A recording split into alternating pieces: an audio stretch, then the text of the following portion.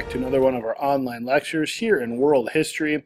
Today we're going to continue our unit on the Renaissance by looking at several Renaissance painters and sculptors, most of which got their start right here in Florence, Italy. We have one constructive response question, and it's a pretty in-depth question. The question says, evaluate the accuracy of the following statement using specific examples.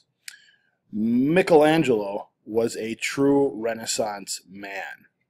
Well, to answer that, we have to remember what a Renaissance man is. Remember, a Renaissance man really strives to be an expert in all areas of study. They can paint, they can sculpt, they can write, they can build, they can ride, they can kind of do everything. So based on that definition and based on what you're going to learn here about Michelangelo, you'll need to evaluate and decide whether he's a true Renaissance man or not. We're certainly going to talk about other artists as we look at our path to learning. What will we learn? So we'll talk about Michelangelo to start with, and maybe more so we could have applied that question to Da Vinci and Donatello and even Raphael. We're going to look a little bit more in depth at Michelangelo and Da Vinci, but we'll also look at Donatello's works and Raphael and his works. So in a way, we're looking at the four Ninja Turtles here. The four Ninja Turtles were named after Renaissance artists. So that's why those names might sound a little bit familiar to you. But we'll get to know them a little bit more in depth here today. So let's take a look at some Renaissance art here. First of all, we have to establish something that we've already talked about in class, and that is artists were supported by patrons.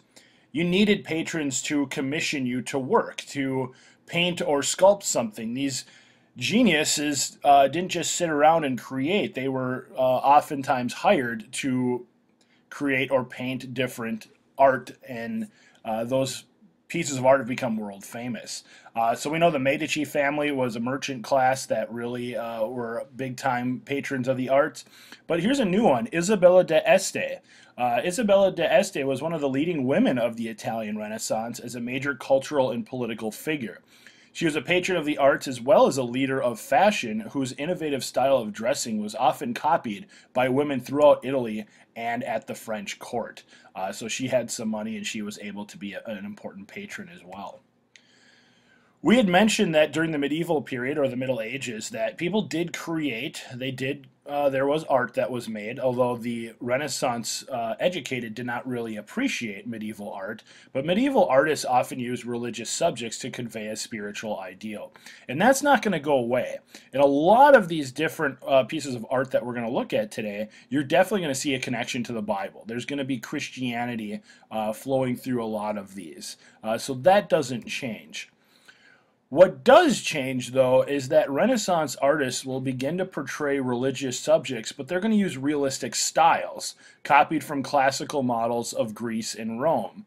So they're going to take these religious subjects, but they're going to apply new techniques like single-point perspective, new styles in art like oil painting, and they're going to become much more realistic. So Renaissance painters use perspective, which showed 3 dimensions on a flat surface using a vanishing point in the middle. Now we saw this already when we watched Engineering and Empire on Da Vinci's world. We saw how that 3-point perspective really plays a role in making something look more realistic. And we're definitely going to see several of our works of art today that use this technique. Now, one of the other techniques that was used in a couple of the works that we're going to look at today use this was fresco. So sometimes artists often used fresco, which is painting on wet plaster. It's an incredibly difficult process to use, but really if you were able to master fresco, it showed everybody else that you were one of the masters in terms of art. What you would essentially do, and I've got an image here, is you would place a bunch of wet plaster on a wall, and you would have to put your outline and your painting on there before that plaster set, and then that plaster would soak up your paint, and you'd get a vibrant image out of it. Of course, you can only do a small section at a time because in Italy it could get very hot, and this plaster you might have only a couple hours before this was completely dry and of course useless to you. So fresco is a very, very difficult process to use, but if you could use it, it showed that you were pretty awesome at painting.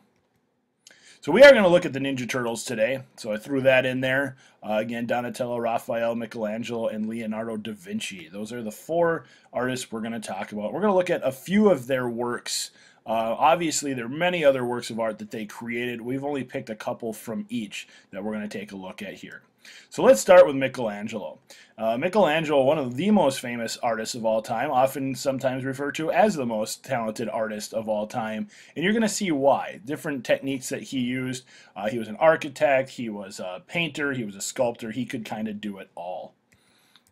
So let's talk about Michelangelo. So Michelangelo was definitely a Renaissance man. When we go back to our question, we're going to have several examples here that prove that he was a sculptor, he was a painter, he was an architect, he was even a poet. He could kind of do a lot of different amazing things.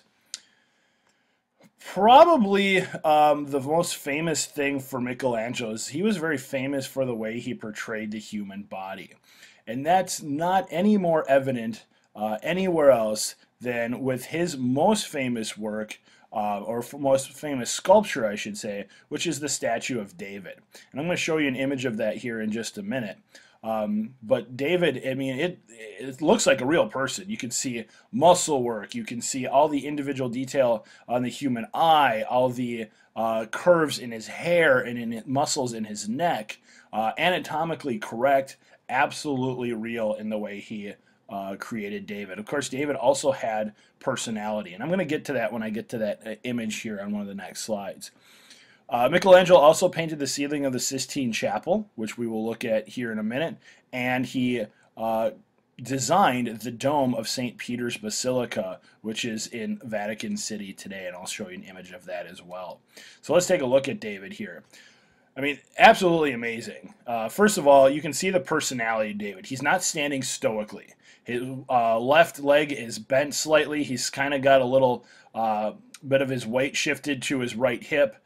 He's definitely not just somebody who's standing around doing nothing. He's absolutely got a little bit of personality. But again, you look at his eyes. Look at the detail here. Look at the nose. Look at the lines in his neck, all the curls in his hair. This was carved out of one giant piece of marble. And it's 14 feet high, so it's huge. Michelangelo took about 3 years to carve this, from 1501 to 1504. And the amazing thing is he had to carve from one direction. Basically what he did is he submerged a really small wax model in water.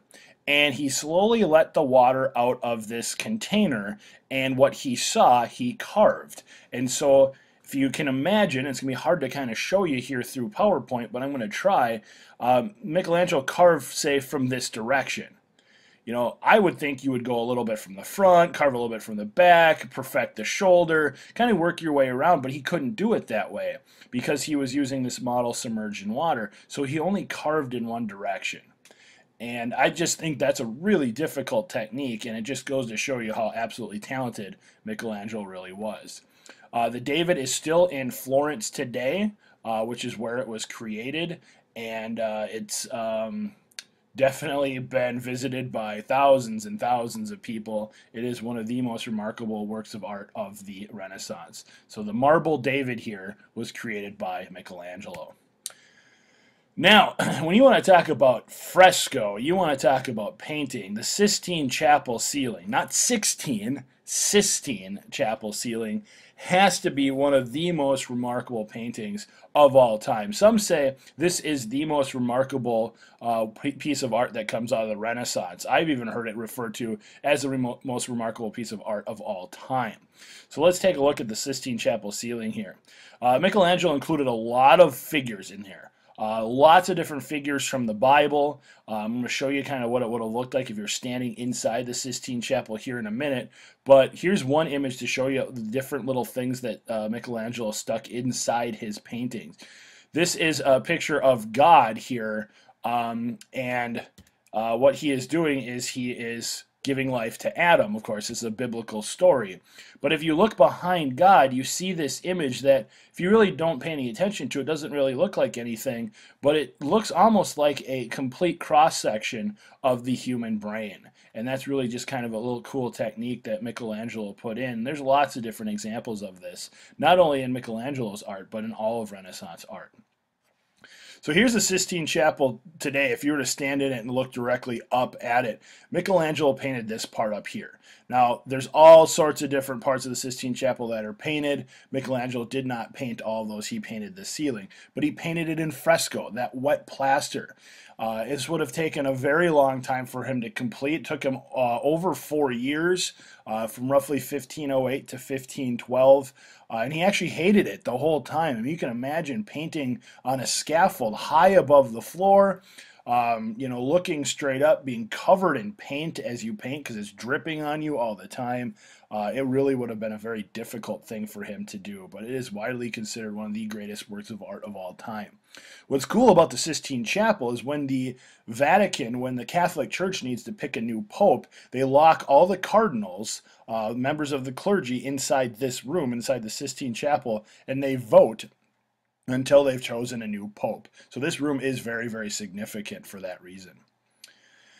Michelangelo also designed the dome on St. Peter's Basilica. This is one of the most famous churches in the world. It's in Rome. It's actually in Vatican City, which is in Rome. This is where the Pope lives. So this is one of the most famous churches ever. And he designed the dome here. He actually redesigned the dome in 1547, and it was completed before he after he died, I should say. It was completed in 1590. Michelangelo had died in 1564, so it still took a couple decades to make it happen after he designed it. But this proves that he's a painter, this proves that he's an architect, this proves that he's a sculptor. He was a man of many, many talents. Going to move on to Donatello here. Donatello is also very famous for his sculpture, so let's take a look at Donatello. Donatello made sculpture more realistic by carving natural postures and expression that revealed personality. We're going to look at two of his works here. The first one that we're going to look at is the equestrian statue of Gattamelata. When you hear the word equestrian, you should think of horse. We're also going to look at his version of David. So he also sculpted a David. He's going to create his out of bronze. Part of the reason why you see more than one David, and there were more than just these two, is because David was a favorite subject of Renaissance sculptors. Of course, this is David from the Bible, David, King David, David versus Goliath, so definitely a very famous character from the Bible. So here's Donatello's David, carved out of bronze. Definitely a little bit different than the marble one that we looked at. Michelangelo's marble David, he was commissioned to carve that in 1408. Donatello's version came a few decades later in the 1440s, and it's created out of bronze. One of the things you'll notice again, though, is look how realistic it is. You can see the shoulder blades here. He's standing sort of at a little bit of a swagger almost, with his hand on his hip, holding the sword here. So definitely showing realistic posture, which is something Donatello was known for. Here's the equestrian statue of Gattamelata. It was also created out of bronze. This is in Padua, Italy today, and it was created in 1453. So a very famous statue, also created by Donatello. All right, we're going to end there. When we come back, we're going to look at two more of our artists. We're going to look at Raphael, and of course, we're going to look at Leonardo da Vinci. So go ahead and hit stop, and then cue up part 2.